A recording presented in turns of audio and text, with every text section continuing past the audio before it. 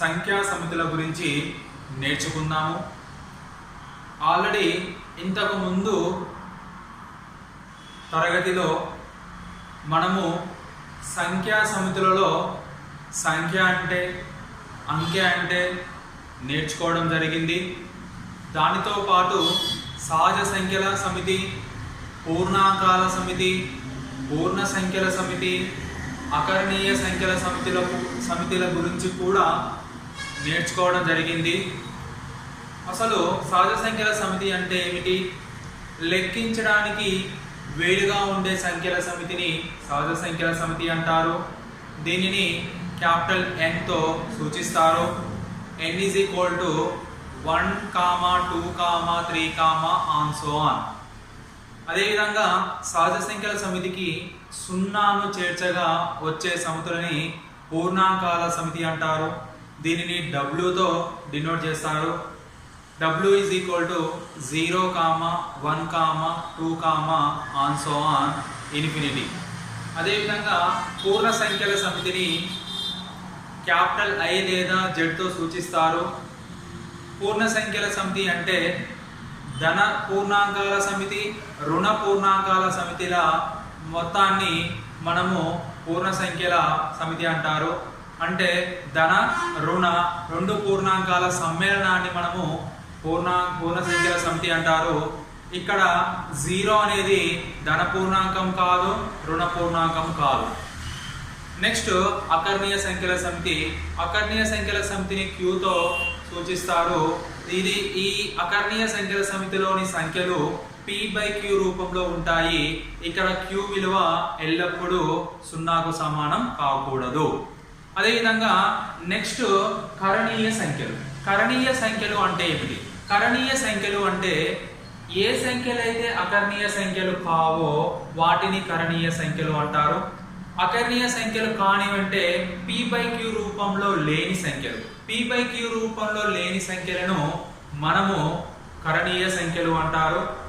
ఇక్కడ P/Q రూపంలో లేని కరణీయ సంఖ్యలు ఏమిటి అంటే √2, √3, √6 మొదలైనవి.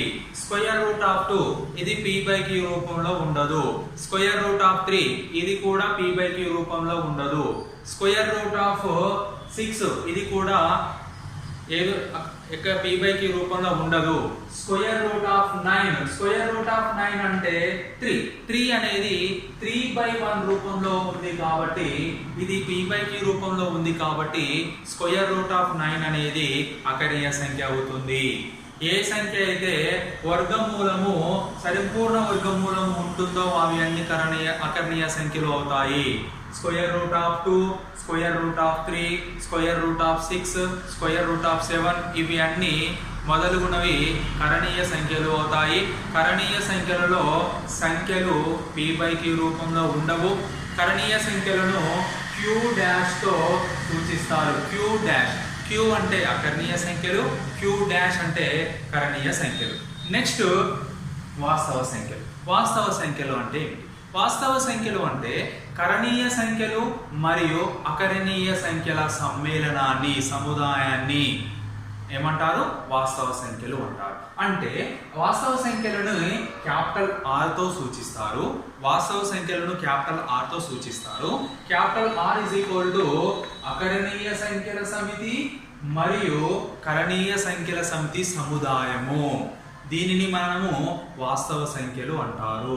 వాస్తవ సంఖ్యలు అంటే అకర్ణీయ సంఖ్యలు మరియు కరణీయ సంఖ్యల సమ్మేళనం లేదా సముదాయాన్ని మనము వాస్తవ సంఖ్యలు అంటారు.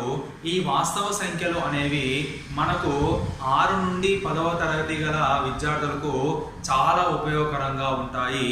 అయితే ఇందులో వాస్తవ సంఖ్యలు అనేవి 10వ తరగతి విద్యార్థులకు మాత్రమే ఉపయోగపడతాయి. మిగతా సమితి సహజ సంఖ్యల సమితి 6వ తరగతి, నెక్స్ట్ పూర్ణాంకాలు, పూర్ణ సంఖ్యలు ఇవన్నీ కూడా 6 నుండి 10వ తరగతి విద్యార్థులకు కంపల్సరీ మంచిగా ఉపయోగపడతాయి. దానితో పాటు పోటీ పరీక్షలకు ప్రిపేర్ అయ్యే విద్యార్థులకు ఇవి చాలా ఉపయోగకరంగా ఉంటాయి. దాని తర్వాత వాస్తవ సంఖ్యలు అయిపోయినాయి. దాని తర్వాత కల్పిత సంఖ్యలు అంటే ఏమిటంటే ఒక వాస్తవ సంఖ్యకు వర్గం అనేది ఎల్లప్పుడూ ధనాత్మకంగా ఉంటుంది. అవునా కాదా?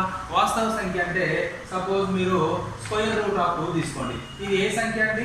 కరణీయ సంఖ్య. ఆ కరణీయ సంఖ్యనే మనం సముదాయాన్ని ఏమంటామండి? వాస్తవ సంఖ్య. అంటే ఇక్కడ స్క్వేర్ రూట్ ఆఫ్ 2 వర్గం అండి. వర్గం అంటే స్క్వేర్ రూట్ క్యాన్సర్ 2 అనేది ధన పూర్ణాంకమా రుణ పూర్ణాంకమా? ధన పూర్ణాంకం. అంటే ఏదైనా వాస్తవ సంఖ్య వర్గం అనేది ఎల్లప్పుడూ ధన పూర్ణాంకమే ఉంటుంది, రుణ పూర్ణాంకము ఉండదు. అయితే ఒకవేళ రుణ పూర్ణాంకం వర్గమూలం కాగల, రుణ పూర్ణాంకం వర్గమూలం అంటే square root of -1, square root of -2, square root of -3, ఇవన్నీ రుణ పూర్ణాంకాలు వర్గమూలాలు కాగల సంఖ్యలను కల్పిత సంఖ్యలు అంటారు. ఏమంటారు? కల్పిత సంఖ్యలు అంటారు. ఇవన్నీ ఏ సంఖ్యలు అవుతాయండి? కల్పిత సంఖ్యలు అవుతాయి. Square root of -1 is equal to i. Square root of -1 is equal to i. ఇదే విధంగా మీరు square root of -2, square root of -3 లను ఐలలో రాస్తే అవి మనకు కల్పిత సంఖ్యలు అవుతాయి. దాని తర్వాత వచ్చేది సంకీర్ణ సంఖ్యలు.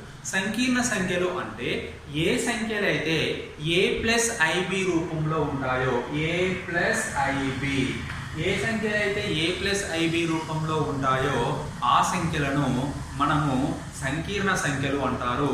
సంకీర్ణ సంఖ్యలను క్యాపిటల్ Cతో సూచిస్తారు. ఈ కల్పిత సంఖ్యలలో a+ib రూపంలో ఉంటాయి. ఇక్కడ a అంటే వాస్తవ భాగం అని అంటారు, b అనేది కల్పిత భాగం అని అంటారు. ఏది వాస్తవ భాగం అంటారు, b ను కల్పిత భాగం అంటారు. ఇక్కడ b ని కల్పిత సంఖ్య లేదా ఇమాజినరీ నెంబర్ అంటారు. అయితే ఈ సంకీర్ణ సంఖ్యల యొక్క మొత్తం ఇన్ఫర్మేషన్ మా యొక్క యూట్యూబ్ ఛానల్లో చెప్పడం జరిగింది. కాబట్టి మీరు మా యూట్యూబ్ ఛానల్లో ఆ వీడియోని చూసినట్లయితే మీకు సంకీర్ణ సంఖ్యల గురించి పూర్తి అవగాహన వస్తుంది. అంటే ఇప్పుడు మనకు సంఖ్యల సమితిలో సమితులన్నీ సహజ సంఖ్యల సమితి, పూర్ణాంకాల సమితి, పూర్ణ సంఖ్యల సమితి, అకర్ణీయ సంఖ్యల సమితి, కరణీయ సంఖ్యల సమితి, వాస్తవ సంఖ్యల సమితి, దాని తర్వాత వచ్చేది సంకీర్ణ సంఖ్యల సమితి. అంటే వీటిని మనం ఏ విధంగా రాయొచ్చు అంటే సహజ సంఖ్యల సమితి సబ్సెట్, పూర్ణాంకాల సమితి, పూర్ణ సంఖ్యల సమితి సబ్సెట్ ఆర్ ఈక్వల్ టు, అకర్ణీయ సంఖ్యల సమితి సబ్సెట్ ఆర్ ఈక్వల్ టు, వాస్తవ సంఖ్యల సమితి subset are equal to C. ఇవి మనకు సహజ సంఖ్యల సమితి పూర్ణాంకాల సమితికి అవుతుంది, పూర్ణాంకాల సమితి పూర్ణ సంఖ్యల సమితికి, పూర్ణ సంఖ్యల సమితి అకర్ణీయ సంఖ్యల సమితికి, అకర్ణీయ సంఖ్యలు కరణీయ సంఖ్యలు, వాస్తవ సంఖ్యలకు, వాస్తవ సంఖ్యలు అనేవి సంకీర్ణ సంఖ్యలకు ఈ విధంగా చూపించడము జరుగుతుంది. ఇవి సంఖ్యా సమితుల యొక్క రకాలు. ఇవి మనకు చాలా ఉపయోగకరంగా ఉపయోగపడతాయి.